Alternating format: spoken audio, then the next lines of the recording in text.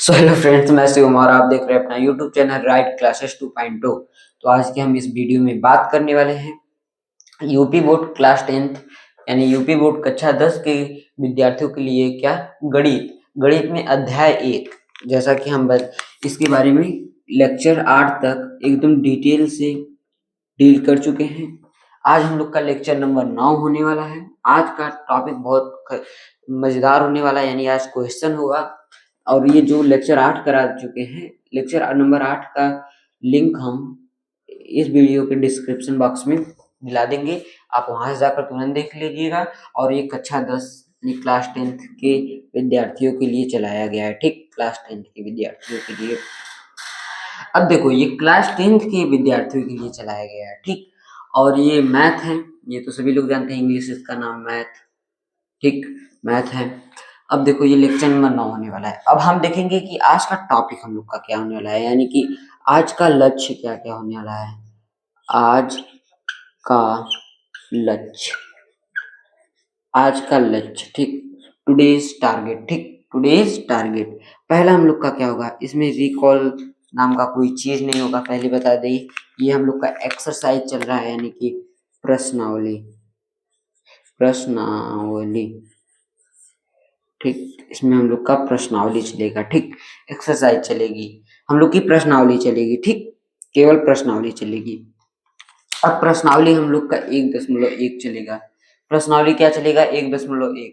1.1 के बारे में हम लोग आज थोड़ा सा डिस्कस करेंगे। ठीक, सभी क्वेश्चन तो नहीं हो पाएगा, जितना क्वेश्चन होगा सभी एकदम डिटेल से, सभी बारीकी से कराया जाएगा। ठीक, अब देखो, अब क्वेश्चन को स्टार्ट करते हैं। अब क्वेश्चन को स्टार्ट करते हैं। पहले सभी के पास एक क्या होना चाहिए, पहले सभी लोगों के पास एक एनसीईआरटी का बुक होना चाहिए। कोई रेफरेंस बुक नहीं, केवल एनसीईआरटी। एनसीईआरटी टू एनसीईआरटी सभी बातें होंगी हम लोग का। एनसीईआरटी टू एनसीईआरटी पहले बता दें कौन सा बुक सभी लोगों के पास होना चाहिए। सभी लोगों के पास एक बुक होना चाहिए जिसका नाम क्या है, एनसीईआरटी। सभी लोगों के पास एनसीईआरटी का बुक होना चाहिए। कोई रेफरेंस बुक नहीं, जैसे अरिहंत, नवीन, ये सब बुक नहीं, केवल एनसीईआरटी। एनसीईआरटी टू एनसीईआरटी बात होगा, एनसीईआरटी। ठीक, एनसीईआरटी टू एनसीईआरटी। एनसीईआरटी के अलग से कोई बात नहीं होगी, बात होगी जैसे एनसीईआरटी के लगभग 85% तक क्वेश्चन एनसीईआरटी के आते हैं, एनसीईआरटी के आते हैं। और जो होते हैं हम लोग के 10%, 10 से 15% जो हम लोग के 10% हैं, वो PYQs कैसे आते हैं, एनसीईआरटी से हटकर। ठीक, और जो होते हैं 5% वो न्यू क्वेश्चन आते हैं रेफरेंस बुक से, यानी जैसे अरिहंत में आ गया एक क्वेश्चन, वैसे आते हैं। ठीक, तो हम लोग पहले ये वाला कवर करेंगे, फिर धीरे धीरे PYQs भी करेंगे, हम लोग PYQs भी करेंगे। ठीक, PYQs फिर धीरे धीरे हम लोग अलग बुक से भी पढ़ना स्टार्ट करेंगे। मतलब कि जो 5% का होगा उस वो हम क्वेश्चन छाट कर लाएंगे। ठीक, आप लोगों को कराएंगे। अब एनसीईआरटी की बात आती है। ठीक, एनसीईआरटी की, एनसीईआरटी। अब एनसीईआरटी में 1.1 में क्या है, पहला क्वेश्चन देखो, हमारे पास एक क्या है, ये क्या है, ये हम लोग के हमारे पास एनसीईआरटी का बुक है।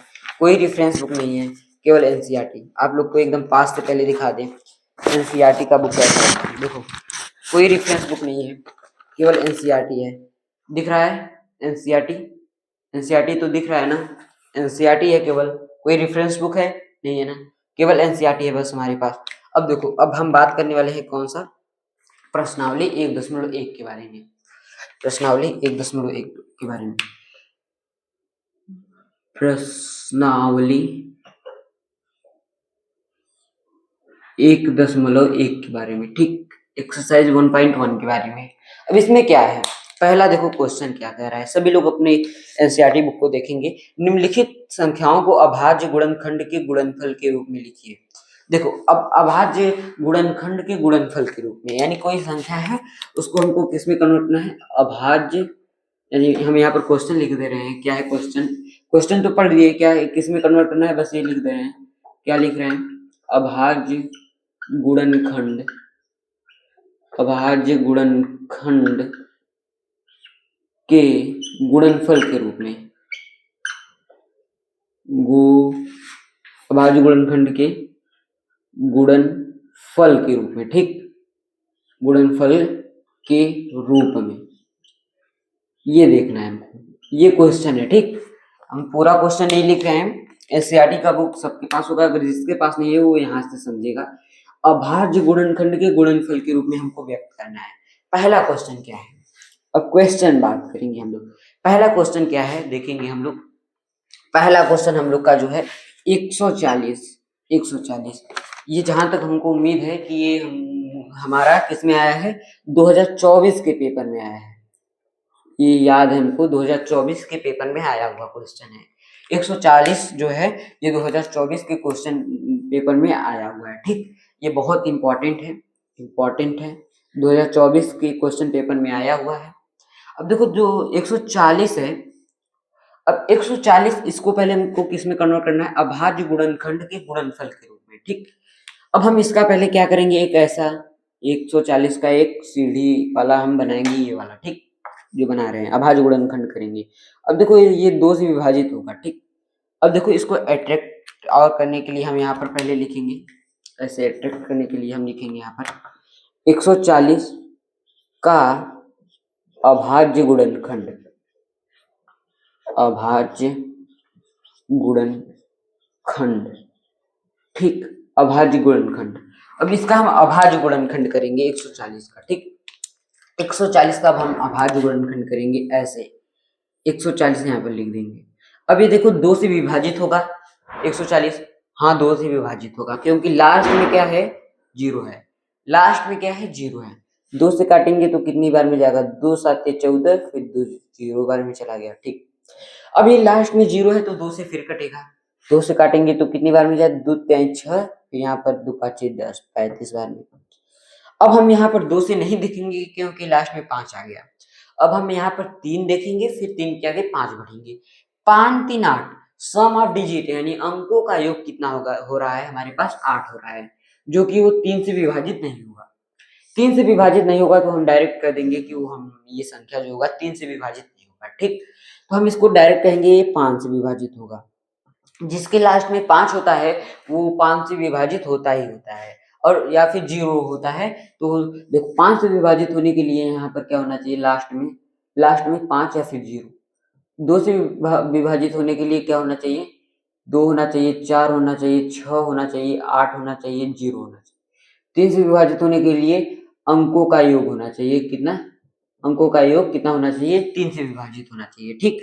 अब इसको हम 5 से काटेंगे तो कितना बार मिल जाएगा, 5 7 35, फिर 7 से इसको काट देंगे क्योंकि 7 एक खुद अभाज्य संख्या है, ठीक। यहाँ पर 1 आ गया, यानी हम यहाँ पर लिख देंगे क्या, यहाँ पर हम लिख देंगे 140 जो होगा, 140 बराबर क्या हम लिख देंगे, 140 बराबर हम क्या लिख देंगे, ऐसे लिख देंगे 2 गुणे 2 गुणे 2 5 गुणे 7, ठीक, ये लिख देंगे। हम लोग का अभाज्य गुणनफल यही आ गया, यानी कि हम यहाँ पर लिख देंगे, अतः एक लाइन ऐसे बड़ लिखेंगे जो कॉमन लाइन होता है, अतः 140 का अभाज्य गुणनखंड के अभाज्य गुणनखंड क्या होंगे, गुणनखंड क्या होगा, 2 गुणे 2 गुणे 5 गुणे 7 होगा, ठीक। बात क्लियर होगा कि हुआ कि नहीं। यानी क्वेश्चन आप अगर ये है ऐसे सॉल्व करेंगे तो 2 नंबर का होगा, तो आपको ऐसे चेक करेगा एग्जामिनर, ऐसे चेक करेगा, यहाँ पर 2 नंबर ऐसे दे देगा, ठीक।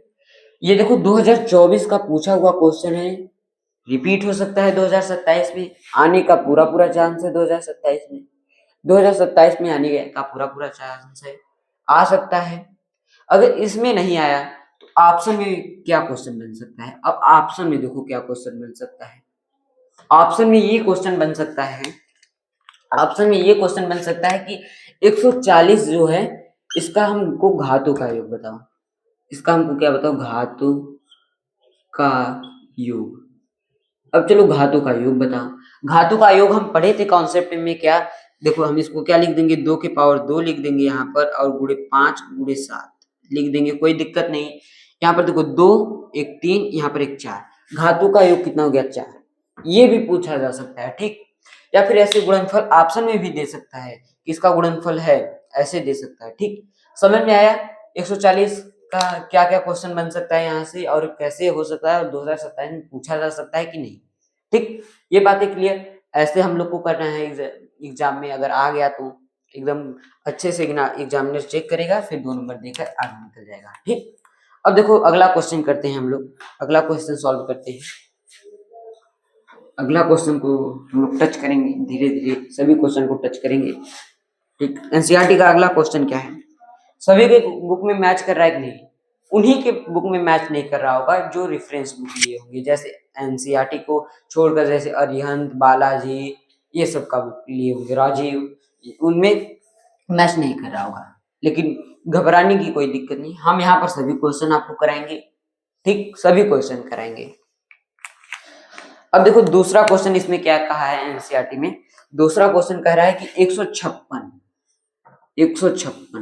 ठीक 156, दूसरा हमको कह दिया कि 156, अब हमको दूसरा 156 कर दिया। ठीक, दूसरा 156 कर दिया।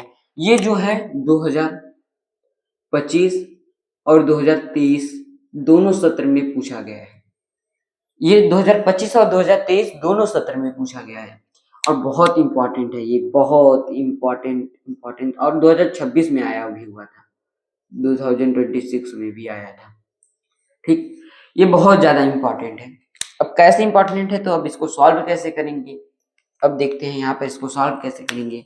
लिखेंगे कि 156 का अभाज्य गुणनखंड, 156 का अभाज्य गुणनखंड। ठीक, 156 का हम क्या लिख देंगे, अभाज्य गुणनखंड। अब इसका हम लोग क्या करेंगे, अभाज्य गुणनखंड, अभाज्य गुणनखंड के लिए हम सीधी वाला जैसे ये वाला हम लोग अपनाते हैं। कैसे, 156 किससे काटेंगे, किससे काटेंगे हम इसको, 156 को हम किससे काटेंगे, लास्ट में 6 है तो हम 2 से काटेंगे, 2 से काटेंगे तो यहाँ पर 2 7 14, फिर 1 बचा 2 8 16। ठीक, लास्ट में 8 आ गया तो किससे काटेंगे, 2 से काटेंगे। क्रम में एक बढ़ना है हमको आगे, देखो 2 3 5 7 ऐसे बढ़ना है। ठीक, 2 से काटेंगे तो किससे कटे, कितने बार में जाएगा, 2 3 6, फिर कितना हो गया, 2 3 6, फिर 1 2 9 18। ठीक, अब देखो यहाँ पर 2 से कटेगा नहीं क्योंकि लास्ट में 9 है। अब हमको कितने बार में लेकर जाना है इसको, 3 बार में। देखो फिर 3 से काटेंगे, सम ऑफ डिजिट करेंगे यानी अंकों का योग करेंगे, 9 3 12, हाँ 12 यानी 3 से विभाजित हो सकता है। तो अब हम यहाँ पर इसको भी 3 से काट देंगे, कितने बार में जाएगा, 3 1 कम 3, 3 3 का 9। अब 13 खुद एक अभाज्य संख्या है तो 13 से कट जाएगा, यानी हम यहाँ पर लिखेंगे कि क्या, 156 बराबर, 156 बराबर क्या लिख देंगे हम यहाँ पर, 156 बराबर 2 गुणे 2, क्या है यहाँ पर हम लोग के पास आ रहा है, 2 गुणे 2 गुणे 3 गुणे 13। ठीक, हम यहाँ पर एक लाइन क्या बढ़ाएंगे, अतः 156 का अभाज्य गुणनफल, का अभाज्य गुणनफल, गुणनफल ना सॉरी गुणनफल 2 गुणे 2 गुणे 3 गुणे 13 होगा।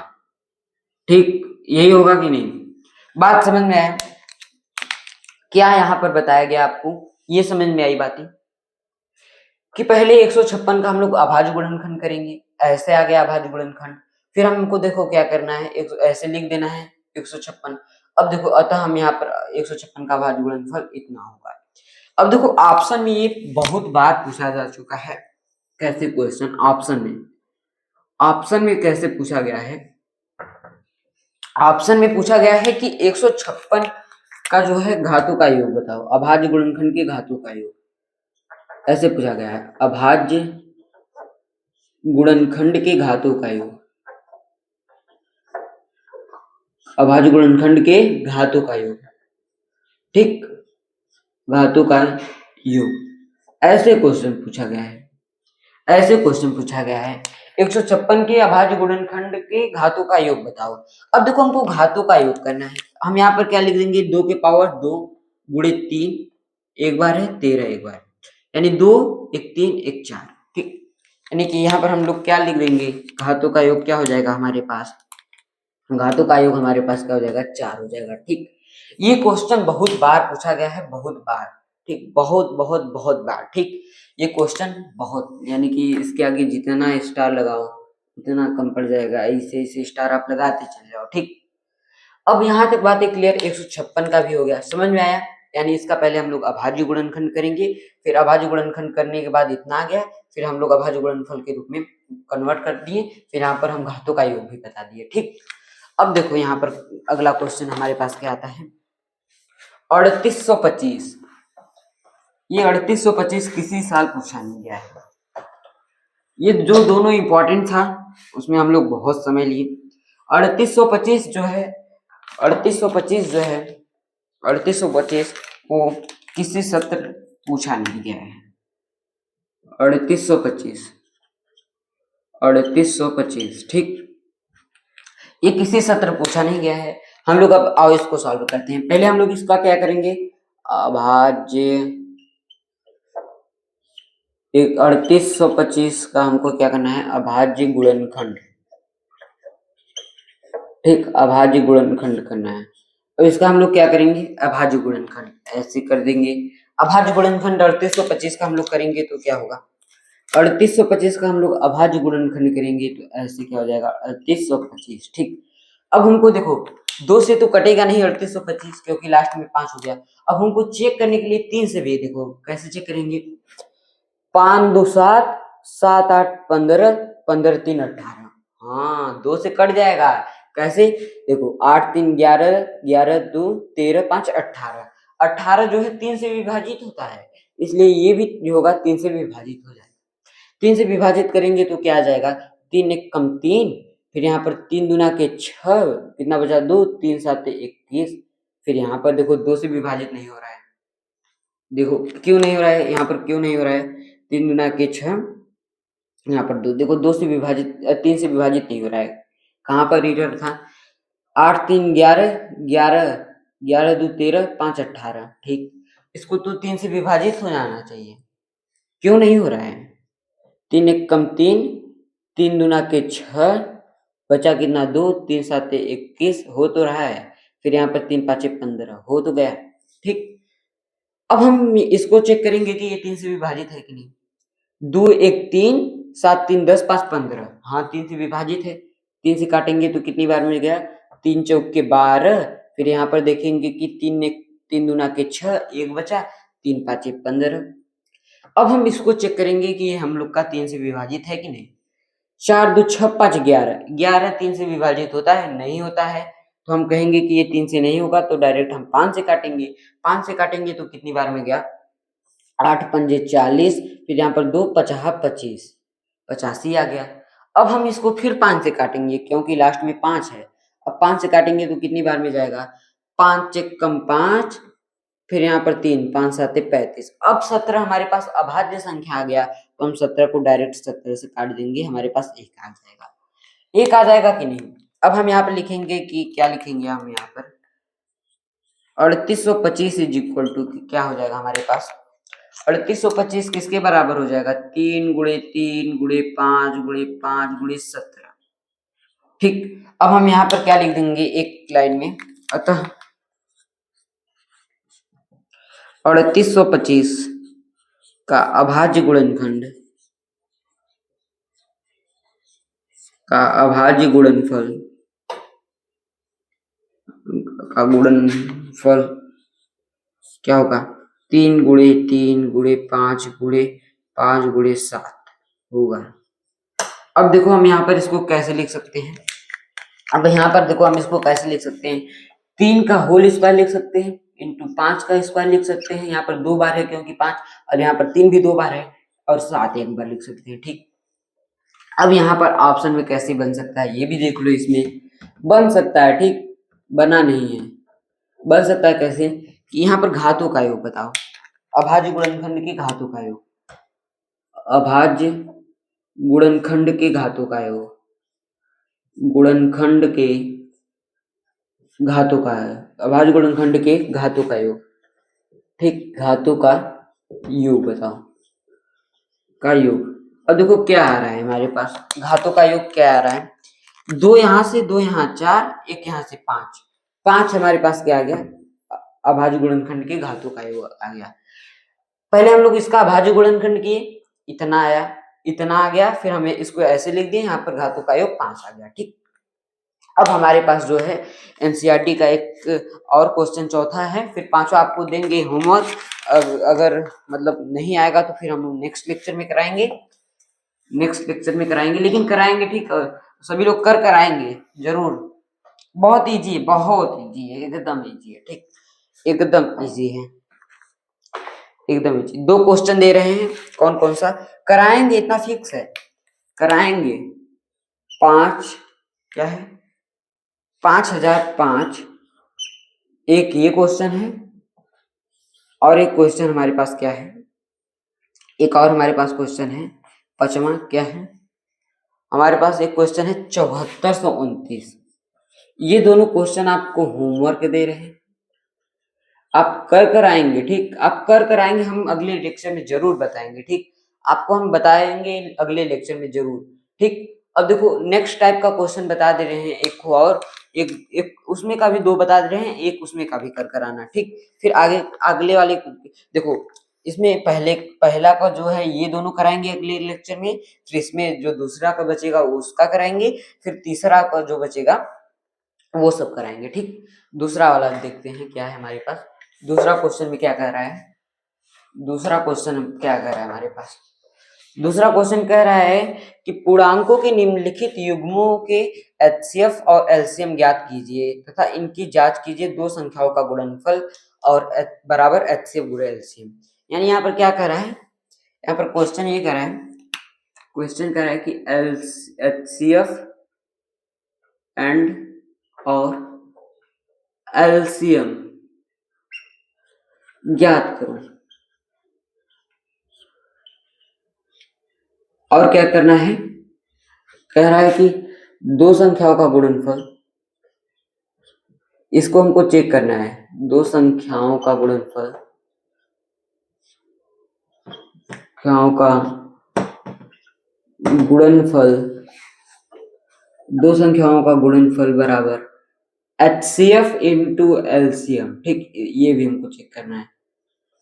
ठीक, अब हमको 2 संख्याओं का गुणनफल क्या चेक करना है, एचसीएफ गुणे एलसीएम। पहला क्वेश्चन क्या है, 26 गुणे 91, 26 और 91। पहला क्वेश्चन क्या है, 26 और 91, यही है सवाल 91। ठीक, ये हम लोग का पहला क्वेश्चन है, इंपॉर्टेंट बहुत है, बहुत ज्यादा इंपॉर्टेंट है, इंपॉर्टेंट। ठीक, अब देखो हम क्या करेंगे, पहले हम लोग इसका एलसीएम और एचसीएफ ज्ञात करेंगे। एलसीएम और एचसीएफ ज्ञात करने के लिए हम क्या करते हैं, पहले ये करते हैं अभाज्य गुणनखंड, यानी 26 यहाँ पे लिख देंगे एक साइड, 91 एक साइड। ठीक, अब हम 26 को किससे काटेंगे, 2 से काटेंगे, क्योंकि लास्ट में 6 है। 2 से काटेंगे तो कितनी बार मिल जाएगा, 2 से काटेंगे तो 2 एक कम 2, 2 3 6। अब 13 खुद एक अभाज्य संख्या है, तो हम 13 को डायरेक्ट काट देंगे 13 से। अब 13 से काटेंगे तो 1 आ जाएगा। ठीक, ये तो हो गया। अब हम इसको देखो काटेंगे, कितनी बार में जाएगा, 2 से तो कटेगा नहीं, लास्ट में 1 है। अब 3 से काटते हैं, 9 1 10, सम ऑफ डिजिट यानी अंकों का योग कितना आ गया, 10 आ गया, जो कि 3 से विभाजित नहीं होगा। अब हम इसको 5 से तो काटेंगे ही नहीं, फिर अब हम इसको 7 से काटेंगे, 7 एक कम 7, 2 यानी ये 7 से कट जाएगा। देखो 7 एक कम 7, फिर क्या हो जाएगा, 2 वहां पर बचेगा तो क्या हो जाएगा, 21, 7 त्रिक 21। अब 13 खुद एक अभाज्य संख्या है तो खुद कट जाएगा 13 से, यानी हम यहाँ पर कह सकते हैं क्या, यहाँ पर हम कह देंगे क्या, यहाँ पर हम कह देंगे कि 26 बराबर क्या हो जाएगा और 91 बराबर क्या होगा, 26 बराबर क्या होगा और 91 बराबर क्या होगा, यानी 26 बराबर 2 गुणे 13 हो जाएगा और 91 बराबर 7 गुणे 13 हो जाएगा। अब हमको पहले इसका एचसीएफ निकालना होगा, तो क्या करेंगे, एचसीएफ के लिए हम लोग क्या करेंगे, सबसे कम घात वाली यानी कि कॉमन संख्याएं देखेंगे। यहाँ पर 13 है, यहाँ पर भी 13, यानी कि हम लोग का एचसीएफ क्या हो जाएगा, 13 हो जाएगा। ठीक, एचसीएफ क्या हो जाएगा, 13 हो जाएगा। अब बात आता है किस पे, एलसीएम पे। अब बात आता है हमारे पास किस पे, एलसीएम पे।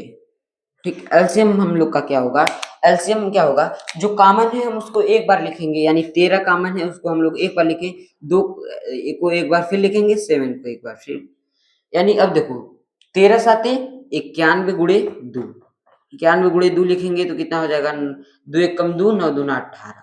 ठीक, यहाँ तक बात समझ में आई। यानी कि हम यहाँ पर लिख देंगे क्या, हम यहाँ पर लिख देंगे कि LCM बराबर क्या हो जाएगा हमारे पास 182, HCF बराबर 13, LCM बराबर 182।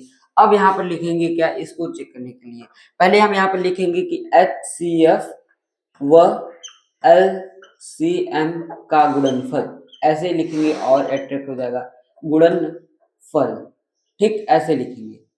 इसका गुणनफल क्या हो जाएगा, HCF हमारे पास कितना है, HCF हमारे पास कितना है 13 और LCM 182, यानी 13 गुणे 182। ठीक, ऐसे कर देंगे। अब 13 हमारे पास HCF हो गया, LCM कितना हो गया हमारे पास 182। अब हम इसका गुणनफल करेंगे, क्या हो जाएगा 13 दूना के 26, दो क्या लग गया हमारे पास हासिल लग गया। अब ऐसे गुणा करना सीखो सभी लोग। ठीक, ऐसे आप लोग गुणा करना सीखेंगे। ठीक, तो ज्यादा बेहतर हो जाएगा आप लोगों के लिए। फिर आप लोग देखो, ऐसे अगर ऐसे करेंगे, ऐसे करेंगे 182 13 3, ऐसे बच्चे करते हैं। ऐसे 3 दूना के 6, 8 तिक 24, 3 एकम 3 दो 5। फिर ऐसे करते हैं क्या बच्चे, ऐसे क्या करते हैं बच्चे 6 6। फिर यहाँ पर लिख देंगे हम 8 5, ऐसे क्या लिखेंगे 13 1 2, ऐसे ऐसे करते हैं क्या बच्चे, ऐसे करते हैं बच्चे। अब हम लोग क्या हो गए, बड़े हो गए हैं, लेकिन हम लोग अब ऐसे कभी नहीं करेंगे, ऐसे कभी करेंगे ही नहीं। ठीक, ऐसे कभी करेंगे ही नहीं। ठीक, अब हमारे पास ये आ गया। अब देखो, इसका गुणनफल हमारे पास हो गया। अब हम लोग के पास इसका गुणनफल हो गया। हम लोग के पास इसका गुणनफल हो गया। हम लोग के पास 8 त्रिक 24 दो 26, 13 एकम 13, रुको 13 ना 26, हाँ सही है। ठीक, अब हम क्या करेंगे, इसका गुणनफल हो गया। अब हम दोनों संख्याओं का गुणनफल लेंगे, यानी कि 26 व 91 का गुणनफल। ठीक, ऐसे करेंगे। अब इसका गुणनफल हम लोग कर सकते हैं वैसे, जैसे बच्चे करते हैं। ठीक, वैसे हम लोग अब कर सकते हैं इसका 26 गुणे 91। अब हम ऐसे करेंगे 26 गुणे 91, एक 6 26, 9 छक 54 के 4 हासिल लगा 5, 9 दूना 18, 5 कितना हो गया 30। ठीक, यहाँ पर कितना हो गया 6 6 2 3, यानी यहाँ पर भी कितना आ गया 2 3 6 6, यानी यहाँ पर भी हमारे पास क्या हो गया 2366। यहाँ पर भी क्या हो गया, अब हम यहाँ पर लिख देंगे, देखो यहाँ पर भी 2366, यहाँ पर भी 2366। अब हम लिखेंगे क्या, दोनों संख्याओं का गुणनफल, यही बस हम लिख देंगे, यही वाली संख्या, बस हम यही स्टेटमेंट को लिख देंगे। यहाँ पर वही प्रूफ होकर आ रहा है, यानी दोनों संख्याओं का गुणनफल किसके बराबर हो जाएगा, एलसीएम इंटू HCF। ठीक, ठीक, यही चीज है। हम यहाँ पर क्या लिखे, पहले इसका अभाज्य गुणनखंड करके हम क्या निकाले, HCF गुणे और LCM निकाले। फिर यहाँ पर हम इसका गुणनफल करें तो हमारे पास क्या आ गया 2366। अब फिर इसका गुणनफल किए तो हमारे पास 2366 आ गया। यानी दोनों को हम कह देंगे कि दोनों संख्याओं का गुणनफल जो है वो उसके LCM और HCF के गुणनफल के बराबर आ रहा है। यहाँ तक बातें क्लियर। ऐसे बोर्ड में करेंगे हम लोग का, तभी नंबर गेन हो सकता है। ऐसे एग्जामिनर चेक करेगा, अगर 4 नंबर को होगा तो ऐसे इधर 2 नंबर दे देगा और 2 नंबर इधर दे देगा, फिर आगे बढ़ जाएगा। ठीक, टोटल मिलाकर 4 नंबर पूरा हो जाएगा आपका। ठीक, मैथ में स्टेप मार्किंग मिलती है। ठीक, स्टेप मार्किंग अगर आप यहाँ तक कर देंगे तब पर भी आपका 2 नंबर मिलेगा। आप ये करें या ना करें, आपका 2 नंबर फिक्स है। स्टेप मार्किंग उसमें होता है, समझ में आया। अब देखो, ये हो गया। अब दूसरा, इसमें भी 2 क्वेश्चन हम दे रहे हैं। ठीक, अगले लेक्चर में जरूर कराएंगे, लेकिन स्पीड थोड़ा सा अप हो जाएगा, स्पीड मतलब थोड़ा सा तेजी से हो जाएगा। इसमें भी 2 क्वेश्चन जो है एनसीईआरटी का दे रहे हैं, सभी लोग कर आएंगे। और हम अगले लेक्चर में तो बताएंगे ही बताएंगे, थोड़ा सा स्पीड तेजी करके। क्या है हमारे पास क्वेश्चन, देखेंगे हम। क्वेश्चन है हमारे पास, एक है 510 और 92 का, और एक क्या है 336 और 54 का। ये सब आप कर आएंगे। ठीक, ये आप कर आएंगे, हम कराएंगे। जो जो हम क्वेश्चन दे रहे हैं सभी क्वेश्चन कराएंगे, और ये सब आपको प्रैक्टिस के लिए दे रहे हैं। अगर हम सभी करा देंगे तो आप लोग के अंदर आलस आ जाएगा। ठीक, आप लोग के अंदर आलस बन जाएगा सभी, लेकिन क्वेश्चन सभी कराएंगे। आप लोग कर आइएगा, बस यही आप लोग से वादा होगा, ठीक। और इस क्लास को हम यही इंड कर रहे हैं यही, ठीक। सभी लोग आइएगा नेक्स्ट लेक्चर में, मत भूलिएगा जुड़ना। और ये वाला सवाल तो सभी लोग कर कर आइएगा, और जो इसके पहले दिए इस इसके बाद वाला जो यानी कि तीसरा क्वेश्चन, अभी ये दूसरा चल रहा है, ठीक। तीसरा क्वेश्चन को सभी लोग टच अभी नहीं करेंगे, जब उसमें बता देंगे तो सभी लोग इसी में रमाएंगे सभी लोग। ये वाला क्वेश्चन उसके पहले वाला एक बार कर लिए, दोबारा करेंगे, दोबारा के बाद तिबारा। तो इस क्लास को हम यही एंड करना चाहते हैं। तो थैंक यू सो मच, ठीक। बाय, टेक केयर, और ध्यान रखिएगा सभी लोग।